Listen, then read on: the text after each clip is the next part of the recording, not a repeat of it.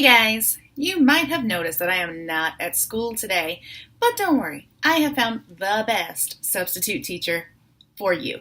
So please listen to all of their directions and all of my directions so that you have a fantastic day in art class even though I'm not there. So what you're working on today, we're going to be working on some color theory. Color theory tells us what colors look good together, what colors make new colors, and how we use them to make our artwork amazing. So the first thing that you'll need to know is how to mix up colors. We do this all the time. We know our primary colors are red, and yellow, and blue. And when we mix those three colors together, we get the secondary colors, which are orange and purple and, whoop, come on around there, green. So we know that those are the secondary colors. The activity that you're doing today uses those colors and color mixing and color theory to make an amazing artwork. So it's possible that I might have left in kind of an emergency, or maybe I didn't know I was going to be sick, and so I don't have your supplies on your table. So, substitute teacher, listen up so you know where to find the stuff. The paper that we're going to be using is plain copy paper. This stuff is thin and it's not what we use to use our watercolors on. We need to save our painting paper for our painting projects. So you can find this paper over here, and it's going to be above where we keep all of our artwork. Up on the top you'll find lots of stacks of this plain white copy paper. Everyone's going to need one of those. Feel free to pause me if you want to pass it out right now. Or we can keep on rolling and I can tell you where to find the other stuff. We're also going to need crayons. Hello, kitty. And the crayons are going to be in the big black cabinet that is over in the corner by the windows underneath our Dignitas crest. Inside that cabinet, you'll find many different boxes of stuff, and some of those stuffs are our crayons. Every table is going to need one basket of crayons, and pencils should already be on the tables. Take a second to get these things. Pause me if you need to, if we don't already have those. And one last thing I need to tell our wonderful sub what to find if she has not already found what she's looking for. You're going to need the substitute binder and the sub tub, and both of those are over by my desk where you can find all of the extra supplies that you need and any directions for how to log on to things and what you need. Alright guys, now we're ready to get started. First, let's check out the materials that we're working with today. We have a large sheet of white paper, a variety of circular objects, and some crayons. What you're going to do first is find the objects you want to use. You need a variety, so some that are big, small, or medium. I'm tracing with a black crayon, but you can certainly use a pencil. The only reason I'm not using a pencil is because you wouldn't be able to see it on the camera. You can also run your circles off the edge like I did on the corner there, so that you can make it appear like your circles are going way off the paper.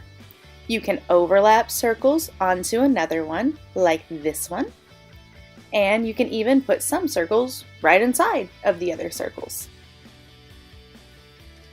You're going to need at least 9 of those big circles, and as many small ones as you want to add. Next, we're going to be adding color with our crayons.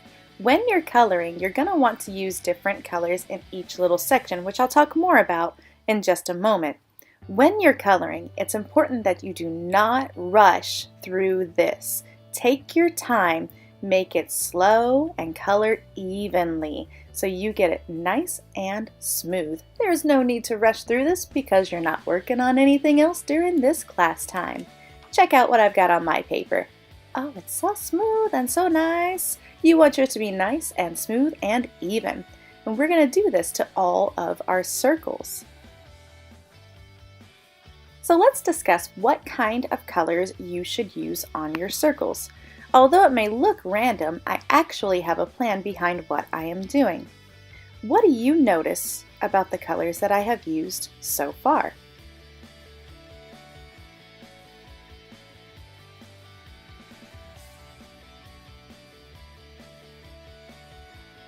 You might notice that my big circles are using primary colors.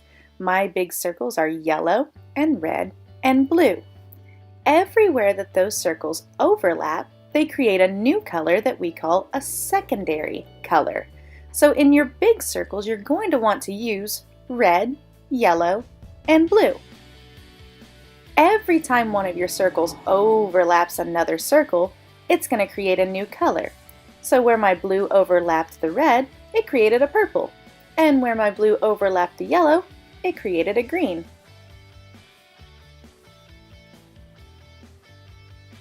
In this area, I have all three colors overlapping. So I'm mixing together some yellow and some blue and some red. And it won't make up a new color exactly, it'll just kind of be a dark brownish color.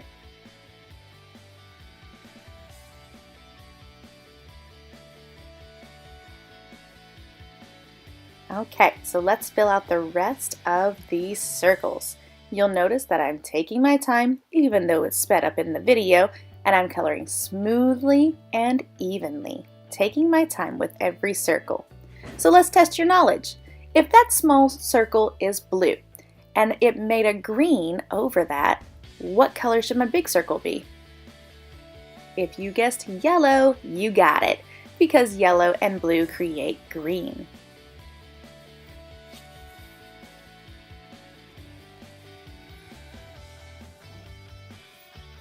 And with finishing up this last big yellow circle, I have completed my artwork.